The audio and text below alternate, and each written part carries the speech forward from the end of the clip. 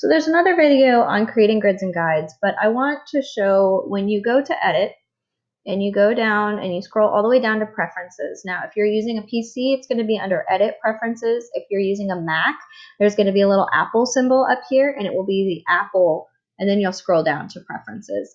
It's the same preferences. It's just a matter of what type of computer you're using. So I'm going to go to grids, and when I set up my grid system, I want to set up my horizontal and vertical grids to 6, 6, 6, 6.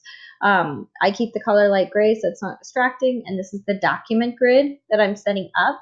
But I also want to show a couple other things that you can use that really help streamline things when you are working with your publication. So when you go to units and increments, everything is generally measured in picas, and that's what you should get used to using.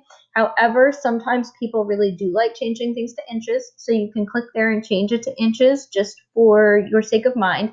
I'm going to keep mine in picas because that is the unit of measurement that we use in our publication, and it's the accepted unit of measurement that you should be using with InDesign.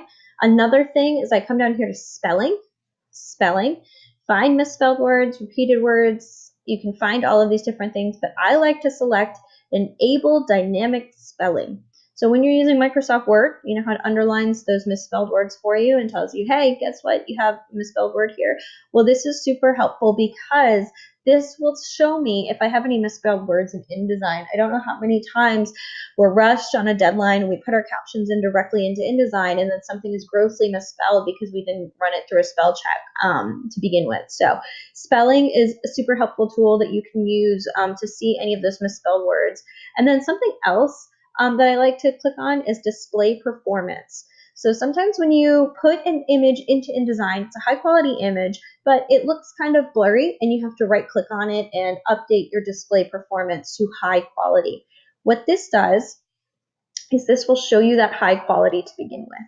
Now, if high quality is enabled, your InDesign might work a little bit slower when it's loading those images because it is showing you the higher resolution, higher quality image, but it saves you from having to right click on certain images to show that it looks better and things like that. So those are just a couple things that we use or that I like to use that are helpful while you are working through your InDesign and while you're working through your pages.